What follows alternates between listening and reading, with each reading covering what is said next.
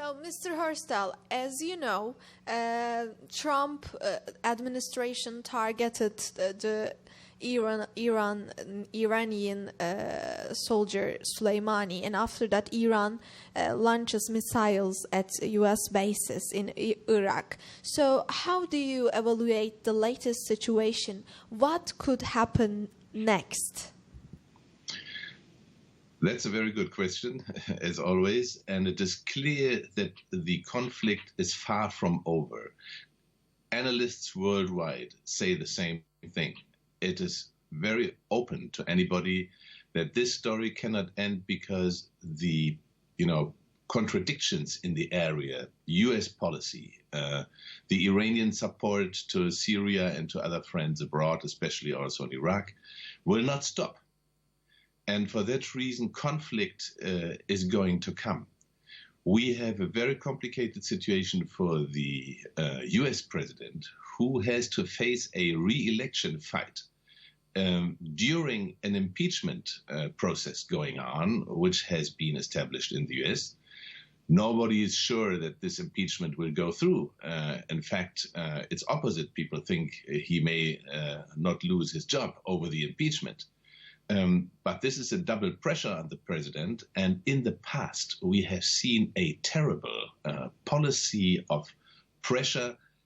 Let me say the deep state right now on the U.S. president by impeachment, so that impeachment comes out as a kind of, let's say, blackmail process to the president to fulfill certain objectives by these guys. And one of these objectives very clearly is that the U.S. attack Iran. We have had Israel pushing very hard for this, so hard that there were very unpleasant scenes with Netanyahu visiting Washington and getting the word from the American acting Minister of Defense that no is no. Do you understand the word no? This was all reported by the New York Times and is very credible. And Israel at that time didn't go through. But of course, this influence is visible in the killing of two generals. In fact, it's not only General Soleimani, it's also General Al-Muhandis, who was head of the Iraqi Hezbollah troop, and also of the People's Mobilization Forces, a second commander. So it's a high-ranking guy who was killed there. That's very often forgotten in the news that this is the fact. So there were two the top-ranking people being killed by the U.S., and that shows some signs. Let me just give a very brief look back at what President Clinton did under impeachment, but of course that was in his second term, so he was not fighting for re-election. And at that time he bombed 4 countries with depleted uranium bombs, by the way, the Balkans, Sudan, Afghanistan, and Iraq in the Desert Fox operation, which lasted for 3 days, bombing Iraq, in fact, in a very heavy way. But he could not stop the impeachment process to be done. And then there's something decisive Clinton did, and which I didn't mention in my AHaber talk last night. That was that he weakened the so-called Glass-Steagall-Act. That is a very important law in the U.S. to limit the extent in which the financial mafia in the U.S. can act in their way. So he made a new law. He called that a modernization, but that was a major story to, in fact, damage this Glass-Steagall-Act, which separates banks speculating in the stock exchanges from those keeping the money of their customers. That is an important law to limit the powers of the financial mafia, and Clinton, in fact, killed it. And this under pressure. So we can expect more of this to come during the impeachment process against President Trump. And this is a very, very bad kind of security concern we have over this interior blackmail from inside the U.S. against the U.S. president. Yesterday, Donald Trump made a speech, and he summoned NATO for intervene the problems in the Middle East much more. And he said that European Union, Russia, and China have to make a new nuclear deal with Iran. So, how do you evaluate the European Union's role in this tension? The European Union does not have a unified stance and not a very strong stance in all these issues. There are certain flaws to it. First of all, they appeared completely weak when Trump one-sidedly and without any pressure left the nuclear deal and broke it, in fact. It's not leaving a deal, it's breaking it. So this is what we have here. And the European Union has, in fact, done nothing to help this deal to survive. And that Iran backs out of it completely, that is all just, their right. And it's just and fair that they do it, because the present situation before they withdrew, the Iranians withdrew, was unfair to Iran. Let me just recall one story. There's a European Iranian bank based in Hamburg, which owns 300 million euros, which are lying with the German Federal Bank.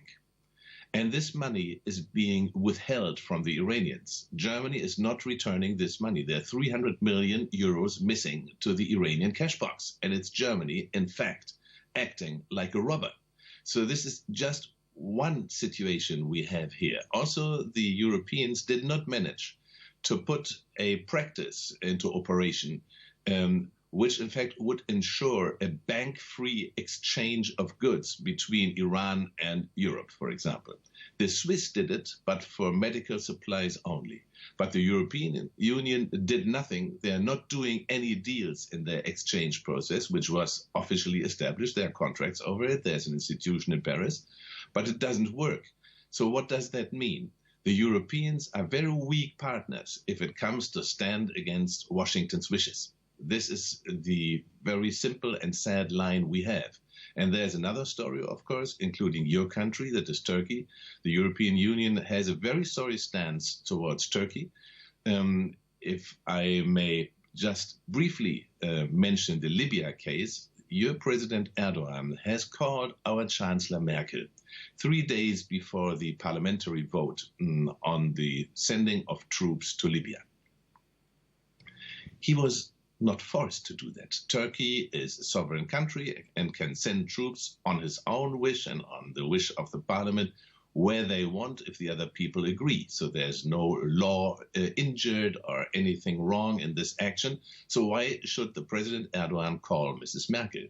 He does so as he always does so. And I watched this over the years, that he tries very hard to talk to the people, to make sure that they understand the Turkish action, make sure that the motivation behind is clear, make sure that they understand that Turkey is not up to aggressive acts and wants to start massacres in Libya and things like this.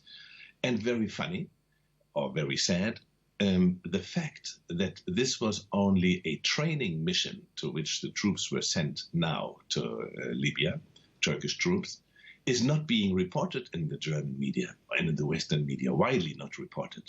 They say he's sending troops. They don't say it's a training mission. They don't say that this is not, an invasion to occupy territory or things like this. So what we have here is the Turkish government getting zero reward. Of course, President Erdoğan wanted to know, what about the gas drilling around Cyprus? Do we get any kind of, friendly policy by the European Union for the Turkish wishes to drill? And no, he got nothing. He came away from this phone call empty-handed. And this is also a very bad story and not reported at all, that the President Erdoğan, without having the need, asks Mrs. Merkel about her opinion on the Libya story, but he's not getting any, let's say, friendlier policy from the European Union for the rights of the Turkish people for these kind of resources in the Mediterranean Sea. And that is very sad. It's not friendly. It's not a partnership. I don't know what this kind of European policy towards Turkey is. I'm sad about it. So we can say that sometimes United States media and European media could make manipulations. So when we look at the Iran situation, the Iranian people said that they targeted United States bases and they made a big damage on those air bases. But United States and Trump administration said that we don't have any damage. We are really powerful, stronger than Iran. So what is the real thing in there? Who we have to believe? Iran claims 80 dead American soldiers and a lot of damage. And America says, well, that was very limited damage, and they claim no soldier was killed. So what to believe? I don't have my own sources telling me that there was this and this much, success on the Iranian side, if we can call the death of human beings a success. One thing is clear. We had a very interesting news blackout for the hours after the Iranian bombardment on the 2 U.S. bases. By the way, in Erbil, there were also German soldiers on the base. So this is with no losses as far as the German government and their publications are concerned. So that was also a sign towards Germany that we should not play host to U.S. drone attacks in other countries, especially in Iraq, on General Soleimani.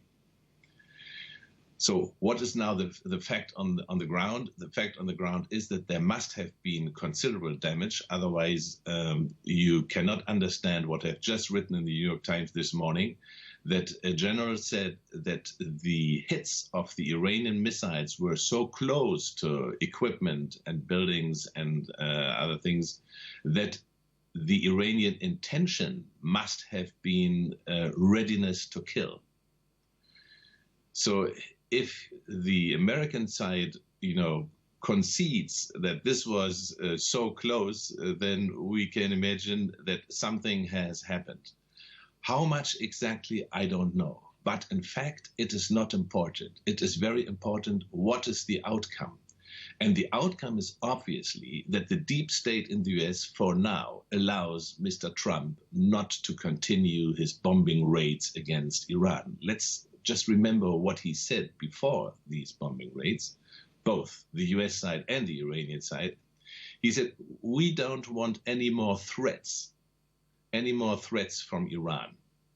And after the bombing raid had happened, it was clear that the US was awaiting an answer, but it was also clear that Trump had said, we are training 52 fighter jets for bombing Iran, and we have 52 targets in Iran, including, that was later recalled, some cultural sites. That was later denied that cultural sites were in the picture. Anyhow, that was on the table, and that shows there's a certain U.S. aggressiveness against Iran. Now that, again, the sanctions against Iran are even lifted again, which are the strongest sanctions in the history of mankind. So how the US is doing these illegal sanctions, unilateral, uncalled for, unnecessary sanctions against Iran all the time, the war, in fact, of the US against Iran is continuing. It has just reached a certain stage, which is a very violent stage. Nobody can be happy about it. And the US policy is very clearly designed to effect a regime change in Iran, no matter what the president says today. United States sent a letter to the United Nations, and Trump administration said that we are ready for negotiation with Iran. So do you think that Tehran and Washington could sit down on the negotiation table? Iran has very, very surely, securely, and very clearly refused any of this kind of idea of sitting at the table while the sanctions are going on. And that is in a way justified because the American side would immediately be very noisy about that the Iranians had to bow down and to go into these negotiations due to the tough sanction regime the US has illegally imposed on Iran. So that is the situation where you don't negotiate. But we can understand from the news blackout after the Iranian bombing, which was bilateral. The US didn't say anything and Iran didn't say anything either. It was later that they said 80 American soldiers were killed. And that shows that there is a negotiation line below the table, let's say. They are talking to each other and they are coordinating each other, and Iran has, hit back after the terror killing of General Soleimani, and the US is not retaliating. That was my hope, that this, in fact, was working, and it works. But official negotiations right now, I don't see any chance for it. There must be some kind of new offer from Washington's side to Iran to make them come to the table, because they have sat at the table in 2013 to 2015. For 3 years, they have negotiated on that nuclear deal, and then comes a new president and says this was the worst deal in history, and backs out, breaks the contract, lets it die, where Iran has fulfilled 105% all the time, and the West has never fulfilled this contract. So why should they negotiate? There's no reason for Iran and no good rationale. The people are loath of this kind of negotiations, which do not help Iran, but help the other side. How do you evaluate Trump's Iran strategy? Do you think that he can get what he wants at the end of the tensions?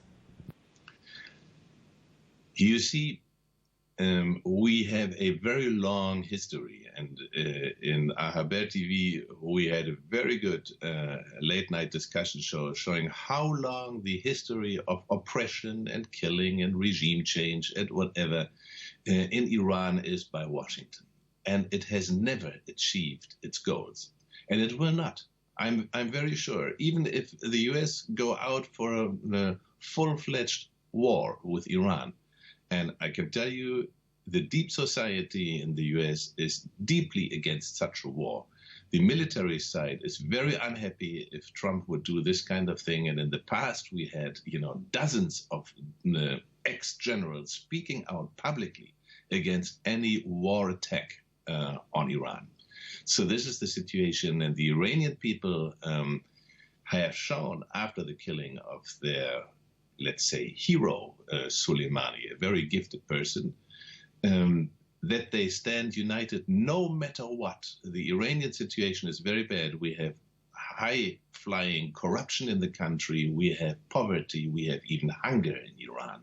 And still the people stand together for their country under attack.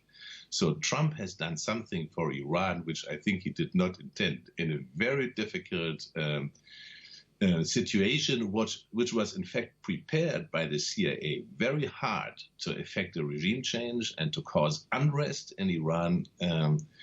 He has made sure that Iran will now stand together very much. Any more attack and Iran will close the ranks even further if that is possible, and will stand up against any American attack, and they will not succeed, very surely. Thank you so much, Mr. Hörstel.